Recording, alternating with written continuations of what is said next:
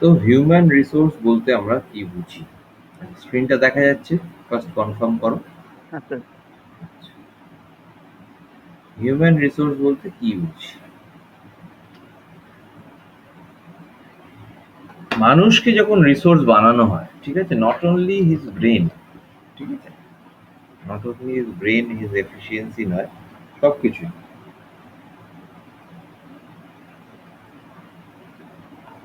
সেটাকে আমরা human resource বলি, ঠিক আছে, ম্যান ম্যানেজমেন্ট।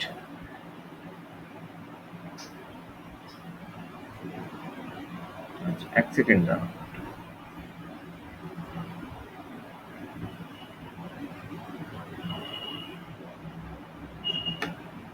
তো দেখো, আচ্ছা, দেখতে পাচ্ছ স্ক্রিনটা ভালো করে?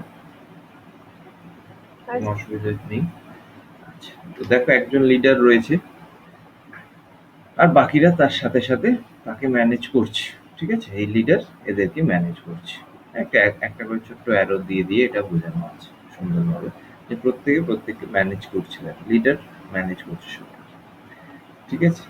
তো personal, people at work, man power, staff, employees, সবাইকে। তো what is human resource? It can be defined as employing people, developing their resource, utilizing, maintaining, and compensating their service in tune with the job and organizational requirement. According, এতদিন যে বলে এলাম, ধরো principal of management যখন পড়িয়েছি, বা scientific ম্যানেজমেন্টেও কিছুটা, ধরো সামান্য একটু অংশ,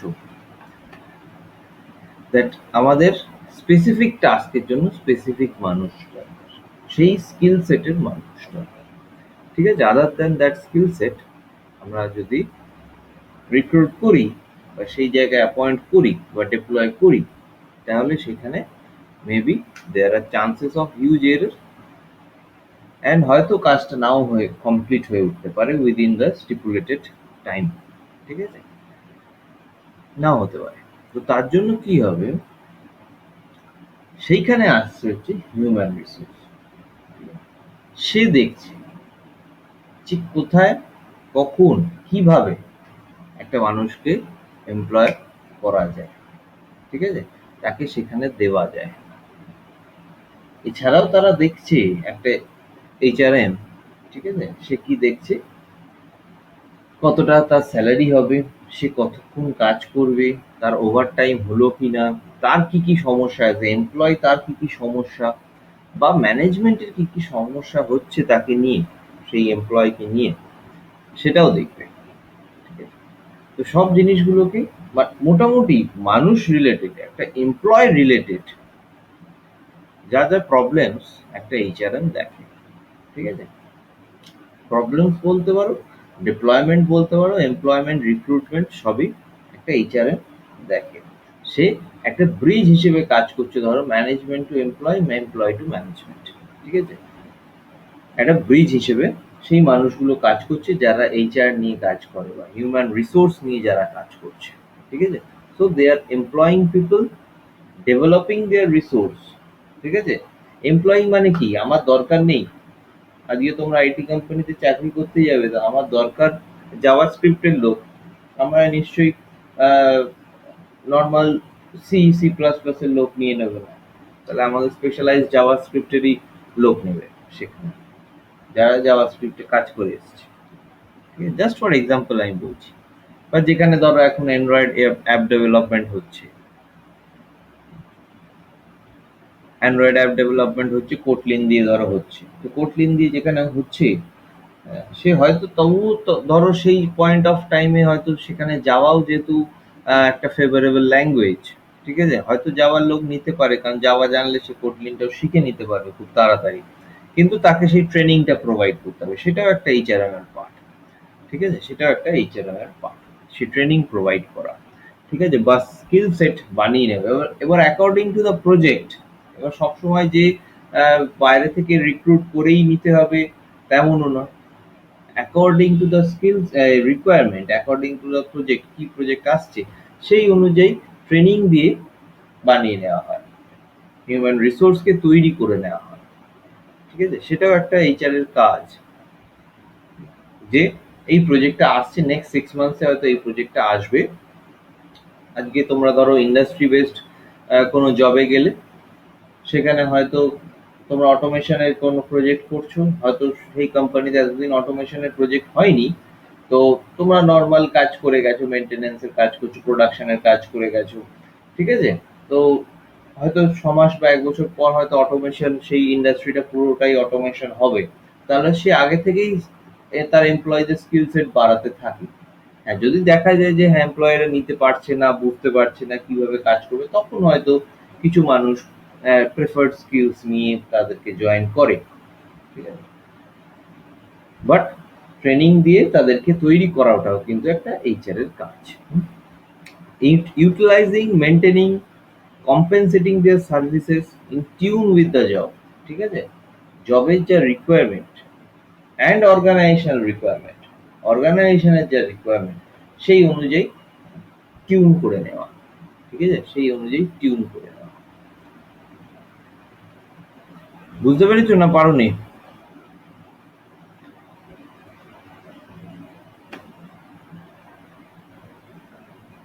কিছুটা বোঝা গেছে না কিছুটা বোঝা যায়নি? What is the function of HR mainly?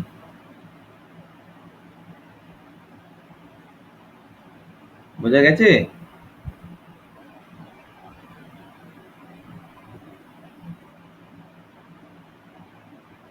Hello? Yes, message এসছে, শুভদীপ বলছে ইয়েস স্যার। আচ্ছা, দুটো মেসেজ এসছে। তৃষা, হ্যাঁ স্যার বুঝেছি। ঠিক আছে, তো আমরা নেক্সট পার্টটায় চলে যাই। যে দেখো কি কি আছে, এইচআর কি কি দেখছি। রিক্রুটমেন্ট অ্যান্ড সিলেকশন, ঠিক আছে? সে তো প্রথম রিক্রুট করছে। আজকে তোমাদেরকে কেউ ক্যাম্পাসিং এ রিক্রুট করে, বা তোমরা কোথাও গিয়ে ডিরেক্টলি ইন্টারভিউ দিয়ে গেট রিক্রুটেড, সব জায়গায় এইচআর রিক্রুট করছে, তোমাকে বুঝিয়ে দিচ্ছে যে তোমার কি স্যালারি হবে না হবে, সেগুলো সব বুঝিয়ে দিচ্ছে,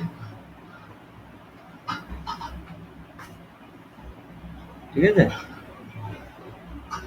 সেই জায়গাগুলো ক্লিয়ার করছে। তোমার কোথায় হয়তো কোথায় জব হতে পারে, তোমার প্লেসমেন্ট কোথায় হবে, কোন সিটিতে, হয়তো অনেক সময় আইটি সেক্টরে কি হয়, তারা বাইরে গিয়ে প্লেসমেন্ট হয়, ঠিক আছে? কলকাতা থেকে হায়দ্রাবাদ চলে যাচ্ছে, ব্যাঙ্গালোর চলে, সেগুলো তোমাকে বুঝিয়ে দেওয়া, সেগুলো রিয়ালোকেশনের জন্য বলা। তো সেগুলো একটা কাজ, ঠিক আছে? Recruitment, selection, proper selection methods দিয়ে সিলেক্ট করা, এই নয় যে সবসময় ফেভার করে আহ, বা কিছু রেফারেন্স নিয়ে সিলেকশন করা, একটা ফেয়ার সিলেকশন করা, ফেয়ার রিক্রুটমেন্ট করা, সেটাও একটা কাজ। আচ্ছা, নেক্সট ধরো ডেভেলপ। সবসময় দেখবে একটা কোম্পানিতে ঢোকার পরেই তার ট্রেনিং অ্যান্ড ডেভেলপমেন্ট হতে থাকে, ঠিক আছে? তার ট্রেনিং, তুমি আইটিতে ঢোকো, তোমাকে ট্রেনিং এ পাঠিয়ে দেয়, ঠিক আছে? তুমি নর্মাল ইন্ডাস্ট্রিতে ঢোকো, সেখানেও তোমার 3 মাস 6 মাসের একটা ট্রেনিং পিরিয়ড। মানে ট্রেনিং মানে কি, তোমাকে তখন হয়তো রিগোরাসলি তুমি সেখানে কাজ করছো না, ঠিক আছে? For the development of the organisation তুমি হয়তো কাজ করছো না, বা তোমার যদি প্রোডাকশনে দেয় সেই প্রোডাকশনে কাজ করছো না, first you are understanding how to do that. তো সেই জায়গাগুলোকে তৈরি করা, সেই পিরিয়ডটা তোমাকে দেওয়া, ঠিক আছে? এরপরে ধরো মনিটর, পারফরমেন্স ম্যানেজমেন্ট, ঠিক আছে? পারফরমেন্স, ঠিক আছে? কতটা তুমি ভালো পারফর্ম করলে, তোমার আরো ট্রেনিং দরকার কিনা। মানে আমাদের যেটা ঢুকেই, যেটা নর্মাল একটা ফ্রেশার্স যখন চাকরি করতে ঢুকছে, ঠিক আছে, তখন সে কি করছে, সে প্রথমে ঢুকেই তার ট্রেনিং পিরিয়ডে চলে যাচ্ছে, দ্যাট ইজ প্রোবেশনারি পিরিয়ড, ঠিক আছে? সেই প্রোবেশনারি পিরিয়ডের এন্ডে গিয়ে সেখানে আর একটা পরীক্ষা হয় তার, যে সে কতটা শিখলো, ঠিক আছে? সে পরীক্ষাটা তার ডিরেক্টলি তার থেকে হতে পারে, বা তার ফেলোমেটস যারা কলিগস রয়েছে, তার ম্যানেজার রয়েছে, সেখান থেকে তার কাছ থেকে তার ব্যাপারে ইনফরমেশন কালেক্ট করা হবে, যে সেই মানুষটা কতটা শিখলো, ঠিক আছে? সেই প্রবেশনারি পিরিয়ডের থেকে বাইরে আসার এখনো এলিজিবিলিটি এসছে কিনা তার ভেতর। তো সেই জিনিসগুলোকেও কিন্তু একটা এইচআর দেখছি। এরপরে তো রিওয়ার্ড সিস্টেম, যেটা বললাম যে প্রপার রেমুনারেশন, তোমার ওভার টাইম হলে সেখানে একটা কম্পেনসেশন দেওয়া, একটা বেনিফিটস দেওয়া, যা যা বেনিফিটস আছে একটা কোম্পানির পলিসিতে, যা যা বেনিফিটস আছে সেগুলোকে করা, ঠিক আছে? এরপরে ধরো দেখা যায় যে অনেক মানুষ অনেক জায়গায় ট্যালেন্টেড হয়, তাদেরকে সেই সব ট্রেনিংগুলো প্রোভাইড করা, তাদের স্কিল সেট অনুযায়ী কিছু আরো ভালো করে ট্রেনিং দেওয়া, ঠিক আছে, ট্যালেন্ট ম্যানেজমেন্ট, কেরিয়ার ডেভেলপমেন্ট, সেগুলো দেখা, ঠিক আছে, একটা এইচআর এর কাজ। কেরিয়ার ডেভেলপমেন্ট,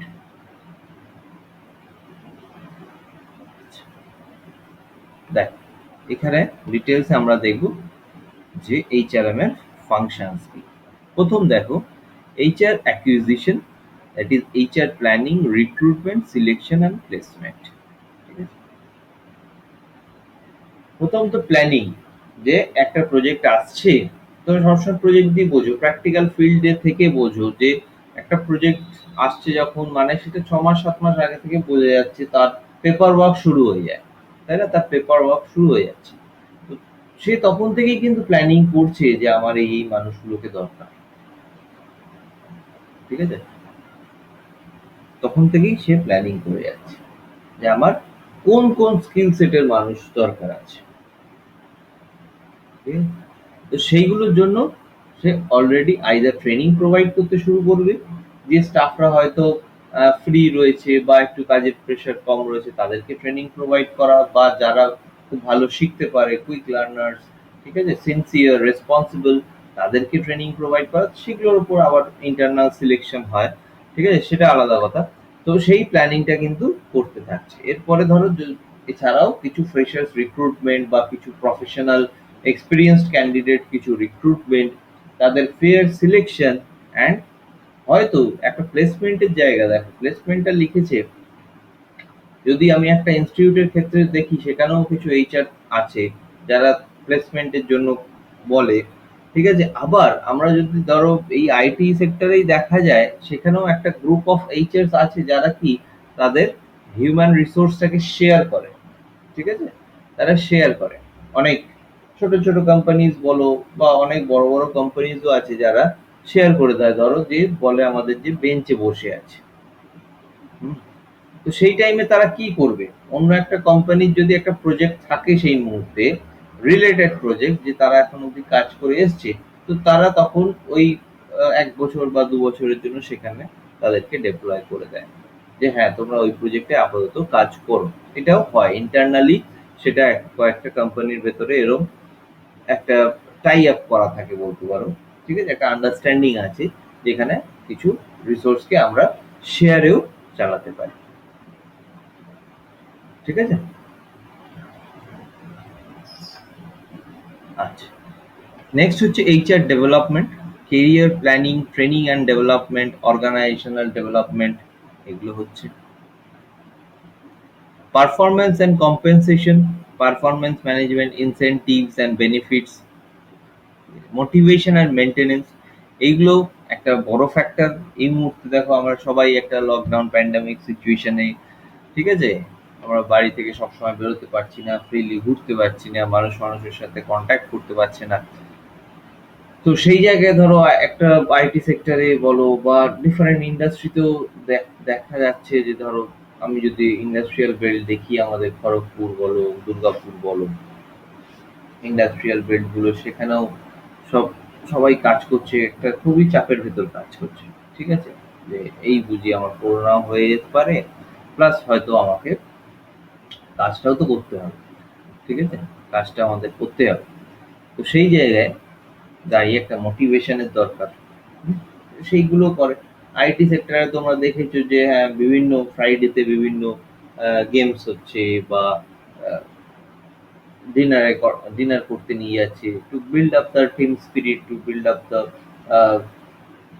টিম ওয়ার্ক, ঠিক আছে, তো সেইগুলো করার জন্য নিয়ে যাচ্ছে। এছাড়া ধরো হেলথ অ্যান্ড সেফটি, এগুলো দেখে, ঠিক আছে, কোথায় কি সমস্যা, কার কোনো প্রবলেম হলো কিনা, ঠিক আছে, সেগুলো, বা অফিসের কোনো জায়গায় কোনো প্রবলেম হচ্ছে কিনা, they will alarm the maintenance department, যে কিছু যদি সেফটির কিছু ইস্যু হয়ে থাকে, ঠিক আছে, সেগুলো দেখা। শুধু আর একটা বিল্ডিং এর সেফটি নয়, সেখানে হিউম্যান রিসোর্সেরও সেফটি, ঠিক আছে, হুম, ঠিক আছে, ওমেন সেফটি, তাদের ধরো রাত্রির হয়ে গেলে যে ক্যাব দেওয়া, তো সেই ফেসিলিটিস গুলোকেও ফেসিলিটেট করা, শুধু ফেসিলিটিস থাকলে তো হবে না, তাদেরকে এমপ্লয়ের কাছে পৌঁছে দিতে হবে, এমপ্লয়িজদের কাছে। তো সেই এমপ্লয়িজদের কাছে পৌঁছে দেওয়াটাও কিন্তু একটা এইচআরএম এর কাজ।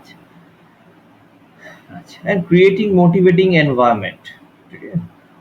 এগুলো আশা করি তোমরা মানেগুলো বুঝতে পারছো। This are very easy terms, কিছু ডিফিকাল্ট কোনো টার্মস নেই যে বোঝাটা ডিফিকাল্ট। আচ্ছা, industrial relation, discipline and grievance management.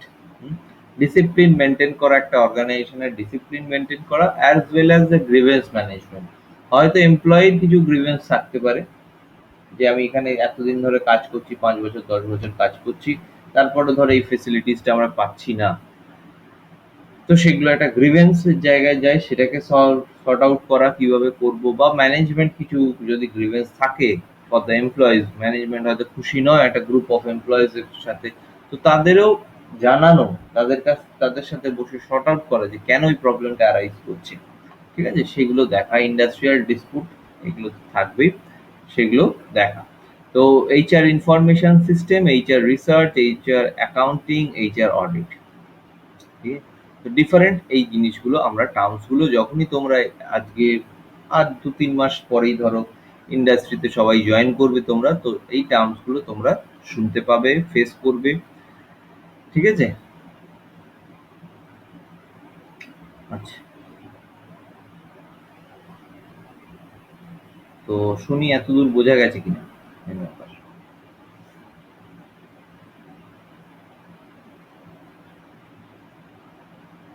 হুম, এতদূর বোঝা গেছে?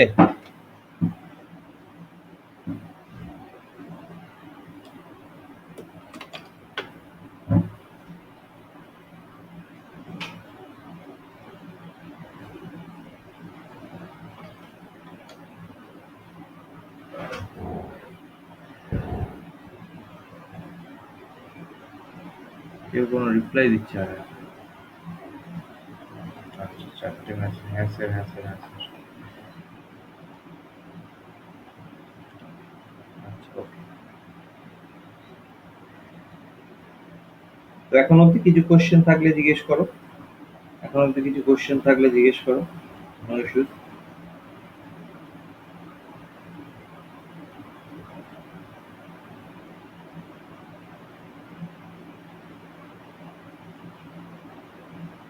কিছু যদি কোশ্চেন থাকে ফ্রি টু আস্ক।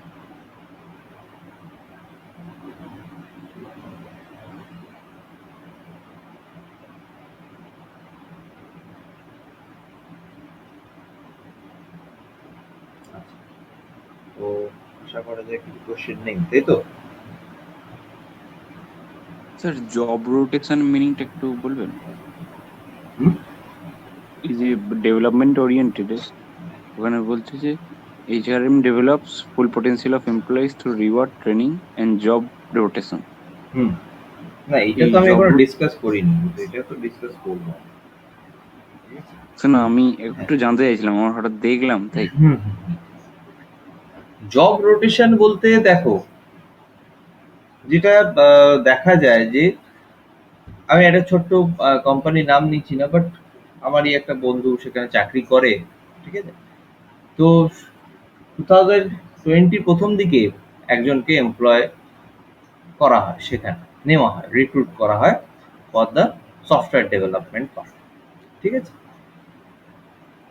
তো সেখানে সে ধরো তার কাজ হচ্ছে, সে প্রবেশনারি পিরিয়ডে রয়েছে, সে প্রবেশনারি পিরিয়ডে ভালো পারফর্ম করতে পারছে না, ঠিক আছে? হয়তো সে ডেভেলপমেন্টটা ভালো করে করতে পারছে না। ডেভেলপমেন্ট একটা আইটি কোম্পানিতে ডেভেলপ করতে গেলে তাই কি জানতে হচ্ছে, ধরো জাভা জানতে হচ্ছে, .NET জানতে হচ্ছে, সেই জিনিসগুলো হয়তো সে ভালো করে কনসেপচুয়ালাইজ করতে পারছে না, সে কাজগুলো করতে পারছে না। তাকে কি করলো, তাকে সাপোর্টে দিয়ে বা তাকে বললো যে হ্যাঁ তুমি টেস্টিং এ চলে এসো, তুমি সফটওয়্যারটাকে টেস্টিং করো, মানে আফটার ডেভেলপমেন্ট কাজটা তুমি করো। তো সেখানেও তাকে কি হলো, তাহলে তার যে স্পেসিফিক জব যার জন্য তাকে রিক্রুট করা হলো, তাকে সেখান থেকে আর একটা সেক্টরে দেওয়া হলো, যদি সে সেখানেও পারফর্ম করতে পারে, তার দিকে দেখার জন্য, ঠিক আছে? আবার সেখানেও যদি সে পারফর্ম না করতে পারে, তাকে সেই জায়গায় সাপোর্টে দেওয়া হবে, যে তুমি এবার সাপোর্ট দাও, জাস্ট যদি কাস্টমার কিছু প্রবলেম অ্যারাইজ করে সেগুলোকে রিসলভ করার চেষ্টা করো, ঠিক আছে? তাহলে জবটাকে রোটেট করাচ্ছে, তার পজিশনটাকে রোটেট করাচ্ছে, যাতে তার পোটেনশিয়ালটাকে যদি বার করে আনা যায়, ঠিক আছে? তার পোটেনশিয়ালটা হয়তো অন্য কোনো সেক্টরে আছে, তাকে যে ডেভেলপমেন্টের রিক্রুটমেন্ট হয়েছে বলে সে ডেভেলপমেন্টই করে যাবে, নাও হতে পারে সে পারছে না, তাকে হয়তো টেস্টিং এ নিয়ে, ঠিক আছে? তার পজিশনটাকে রোটেট করাচ্ছে, তাকে সেই তার পোটেনশিয়ালটাকে বের করে আনার চেষ্টা, ঠিক আছে? বোঝা গেল? হ্যাঁ স্যার। এগুলো সবার সাথেই হতে পারে, ঠিক আছে? এগুলো তোমরাও ধরো গেলে চাকরি করতে গেলে হয়তো মনে হচ্ছে যে হ্যাঁ পেরে উঠছি না, তখন সঙ্গে সঙ্গে যে তোমাকে সেই কোম্পানি থেকে স্ট্রাইক আউট করে দেবে এরকম কোনো কিন্তু জায়গা নেই, ঠিক আছে? মানে এরকম কোনো হয় না, এরকম ভাবে হয় না, ঠিক আছে? যেটা হয় সেটা হচ্ছে ফার্স্টে এই জব রোটেশন হয়, ঠিক আছে? সব জায়গায় সব কোম্পানিতেই হয় জব রোটেশন। আমি যেটা পারছি না আমাকে আরেকটা সেক্টরে দেওয়া হলো, ঠিক আছে? সবার তো সব জায়গায় পোটেনশিয়াল থাকে না, সবাই সব জায়গায় পোটেনশিয়াল থাকে না। তো আরেকটা পজিশনে দেওয়া হলো যে হ্যাঁ দেখা যাক সে এখানে কিভাবে কাজ করে, যদি ওখানে ভালো করে কাজ করে ওখানে ফিক্সড হয়ে গেল, যদি না পারে তাহলে আরেকটা সেক্টর, এরকম ভাবে ৩-৪টে চান্স দেওয়া হয় তাকে, ২ বছর ৩ বছর চান্স দেয় মানে ম্যাক্সিমাম আর কি। এরপরেও যদি দেখে যে না সেটা সে পারছে না, তার মানে তার দেখো কাজ করার ইচ্ছে নেই, এটাই বোঝা যায় সেখান থেকে, ঠিক আছে? সে কাজ করার ইচ্ছে নেই, তো তাকে এবার আসতে দিতে হবে, এই আর কি। আচ্ছা, তো নেচার অফ এইচআরএম দিয়ে শুরু করি, ঠিক আছে? একটা সুন্দর দেখো, উই মেক হ্যাপি এমপ্লয়িজ। আর একটা কোশ্চেন ধরো প্রিন্সিপাল অফ ম্যানেজমেন্ট পড়াতে পড়াতে একজন করেছিল যে অনেক চাকরি চলে যায়, স্যাক হয়ে যায়, ঠিক আছে? তো স্যাক করার জন্য কিন্তু কোনো কোম্পানি, আমি তখনও বলেছিলাম যে তাড়ি দেবে বলে কেউ কিন্তু রিক্রুট করে না, কেউ স্যাক করবে বলে রিক্রুট করে না। সেটা তোমার কিছুটা ফল্ট হতে পারে, যে আমি তোমাদের বলতে কি আমি অ্যাজ এ জেনারেল যারা এমপ্লয়ি হবে বা এমপ্লয়ি, ধরো আমিও একটা কলেজের এমপ্লয়ি, ঠিক আছে? তো সেটা এমপ্লয়ির ফল্ট হতে পারে, যে সে যদি কাজ না করে দিনের পর দিন, তাকে নিশ্চয়ই চান্স দেবে, নিশ্চয়ই একটা অর্গানাইজেশন তাকে রিক্রুট করেছে, তাকে চান্স দেবে। বাট বারবার যদি সে সেই ফল্ট অ্যারাইজ করতে থাকে, মানে সে কি সিনসিয়ার নয়, সে রেসপন্সিবিলিটি নেওয়ার কেপেবল নয়, বা ক্যাপাবিলিটি থাকলেও সে হয়তো ডিসিপ্লিন নয়, সিনসিয়ার নয়, ঠিক আছে? সে কোম্পানির প্রতি অনেস্ট নয়, তো সেই জায়গাগুলো কোশ্চেন চলে আসে। তো সেই জন্য কেউ কাউকে স্যাক করে না চট করে, একদম যদি ওয়ার্স্ট কেস না হয়ে যায় ততক্ষণ কিন্তু স্যাক হয় না। তো সেই জায়গাগুলো আমাদেরকে দেখতে হবে সবসময়। Inherent part of management, HRM এর ইনহারেন্ট পার্ট কি? Selecting people, giving training, motivating, appraising their performance for improving their quality, ঠিক আছে? প্রপার সিলেকশন অফ পিপল, তাদেরকে ট্রেনিং প্রোভাইড করা, তাদেরকে মোটিভেট করা যাতে তারা কাজটা করে, ঠিক আছে? যাতে তারা কাজটা করে, বিভিন্নভাবে মোটিভেশন করানো হয়, তারা চেষ্টা করে বিভিন্নভাবে মোটিভেট করানো, আর অ্যাপ্রাইজাল হয় সেখানে যাতে তাদের পারফরমেন্স ডেভেলপ করে। পারভেসিভ function present in all levels of management in an organization, action oriented, solve problems through rational policies rather than record keeping। এগুলো কিছু টার্মস, মানে টার্মস বলতে এগুলো কিছু ওয়েজ যেভাবে আমাদের এইচআরএম কাজ করে। People oriented, HRM is all about people at work, এগুলো অলরেডি বলে দিয়েছি তোমাদের। Assign jobs, produce results, rewards, motivate them, একই জিনিস দেখো ঘুরিয়ে ফিরিয়ে আছে, কিন্তু বেসিক কাজ হচ্ছে একটা এইচআরএম এর, বুঝে নাও যে from the recruitment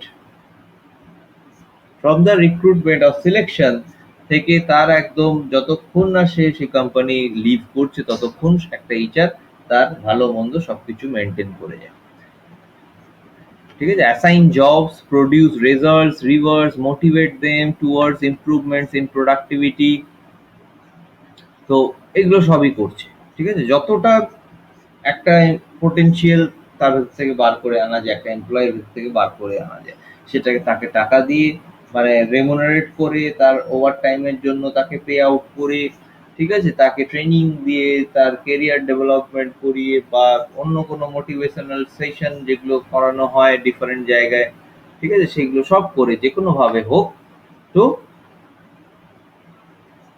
take out the work, ঠিক আছে, যে কিভাবে কাজটা আমি যেন সেই এমপ্লয়িটা করে। এরপরেও যদি না করে, there is the last alternative, যেটা করা হয়, ঠিক আছে। তো future oriented effective HRM help organisation meet its goal, ঠিক আছে। ফিউচার, যে ফিউচারে কি গোল আসতে চলেছে সেই অনুযায়ী অর্গানাইজেশনটাকে ডেভেলপ করা, সেই অনুযায়ী অর্গানাইজেশনটাকে সাজানো। যে ফিউচারে এগুলো আসবে, ফিউচারে এই পসিবিলিটিস গুলো আমাদেরকে ফেস করতে হতে পারে।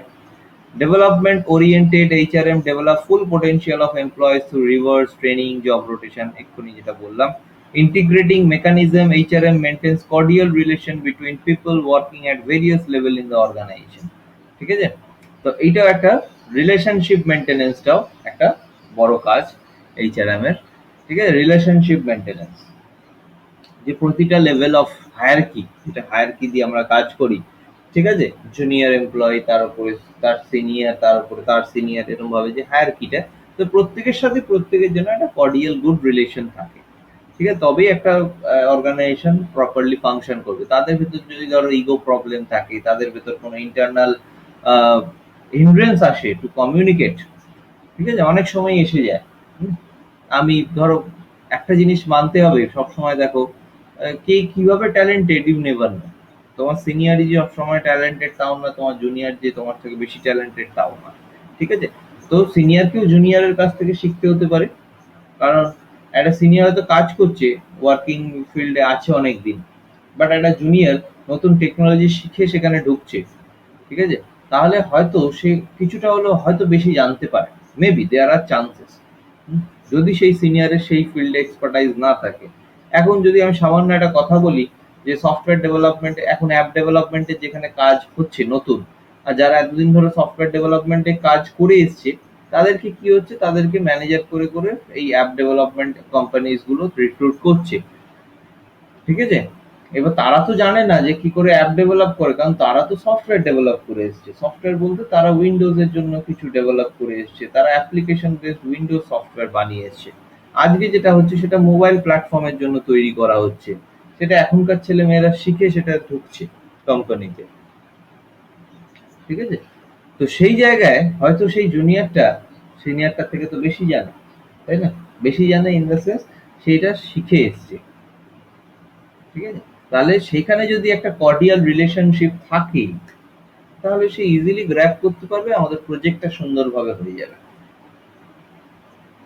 ঠিক আছে। আর যদি না করতে পারে তাহলে মুশকিল। তো এই জিনিসগুলোকে আমাদেরকে মেনটেন করতে হবে প্রতিটা লেভেলে। আজকে তোমরাও যখন ধরো আজ 4-5 বছর পর সিনিয়র হয়ে যাবে, তোমাদের আন্ডারেও 10-20টা করে এমপ্লয়ি থাকবে, সাবঅর্ডিনেট থাকবে, ঠিক আছে। তো তখনও যেন সেই কর্ডিয়াল রিলেশনশিপটা তোমরাও মেনটেন করার চেষ্টা করবে, না হলে একটা অর্গানাইজেশনের ক্ষতি হবে, সব থেকে বড় ব্যাপার, ঠিক আছে। আচ্ছা, comprehensive function workforce signifies people working at all levels. HRM differs with form and shape, but the basic objective of effective utilization, এই যে বললাম, ডিফারেন্ট সিচুয়েশনে ডিফারেন্ট ভাবে কাজ করে, ডিফারেন্ট অবজেক্টিভ নিয়ে কাজ করে, বাট দ্য মেন বেসিক অবজেক্টিভটা কি, that effective utilization of human resource remains the same. Main কাজ হচ্ছে সেটাই, যে আমাদেরকে একটা এমপ্লয়ের ভিতর থেকে কাজটা বার করে আনতে হবে, তাকে যেভাবেই হোক, যেভাবেই মোটিভেট করে হোক, আমাদের কাজটা বাড়বে, এইটা।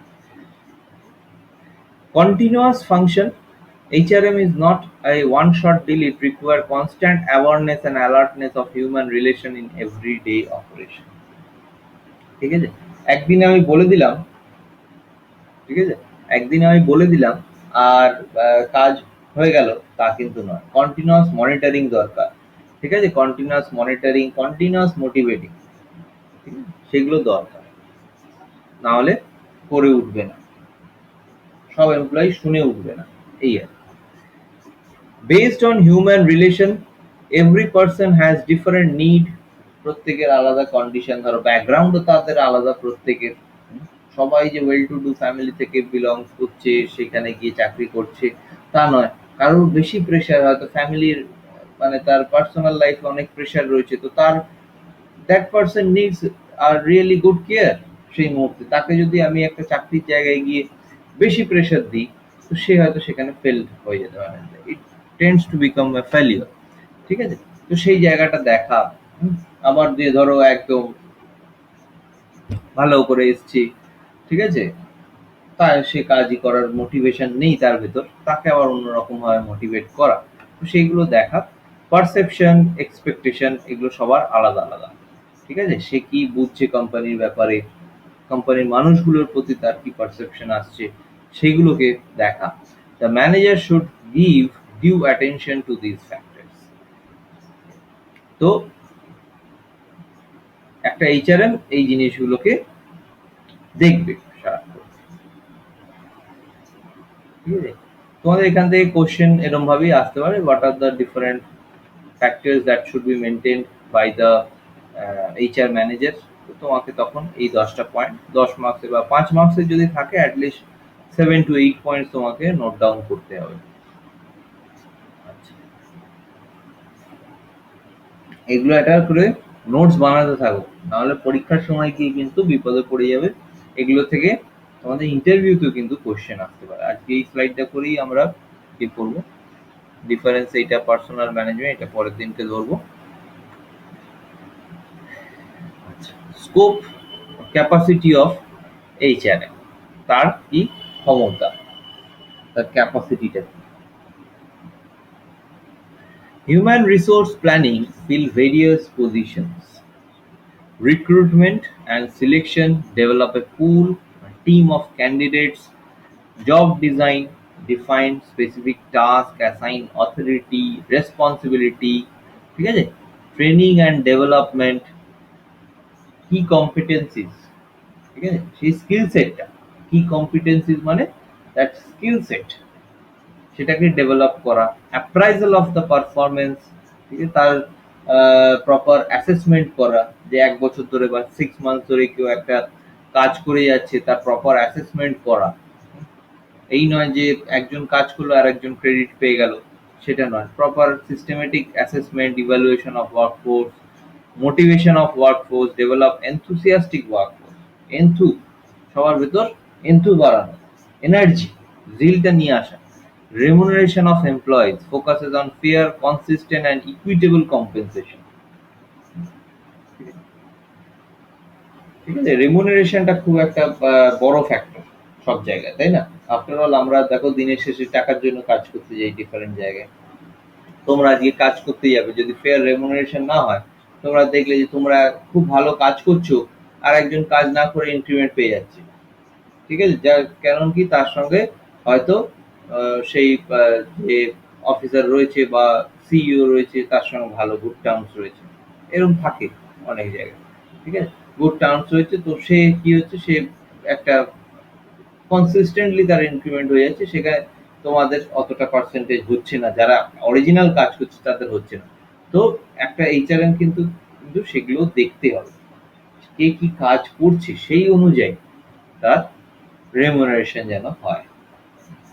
Social security, welfare of employees, working condition, transport, এই যে একটু বললাম আগে ক্যাব, সব নাইট ডিউটি করে যারা ফেরে বা ইভিনিং শিফটে ফিরছে রাতে 11টা-12টার সময়, ঠিক আছে, তো তাদেরকে ক্যাব প্রোভাইড করা, তাদেরকে একটা ট্রান্সপোর্টেশন ফেসিলিটিস দেওয়া, মেডিকেল অ্যাসিস্ট্যান্স দেওয়া, এগুলো সব এইচআর কিন্তু ব্যবস্থা করে দেয়।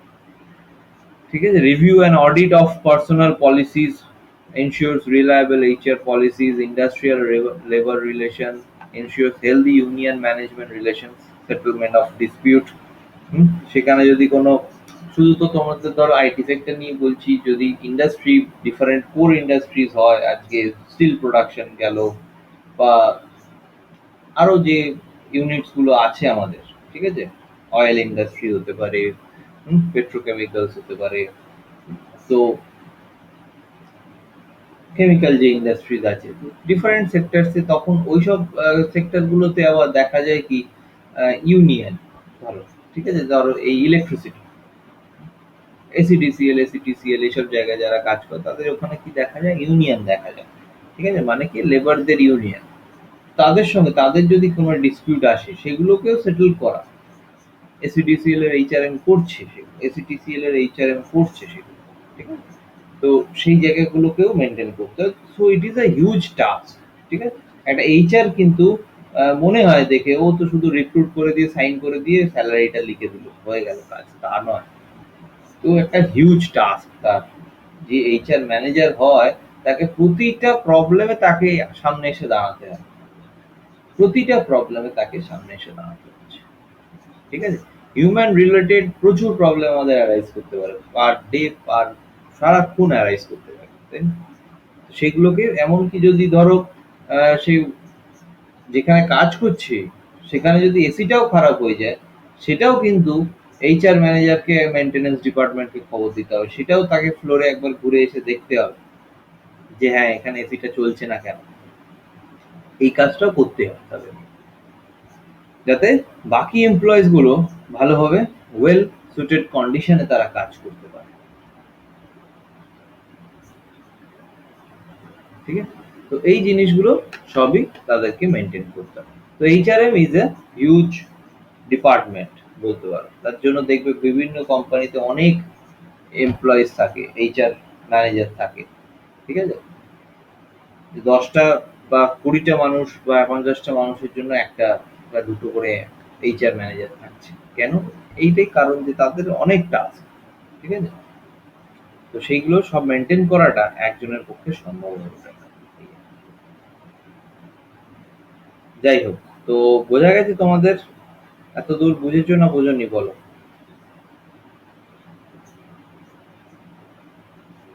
এখন অবধি বলো যে বুঝেছো কি বোঝনি সেরকম মতো।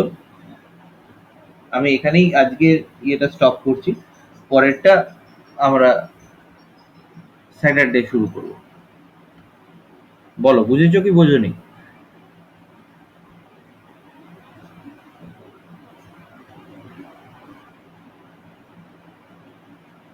হুম, হ্যালো,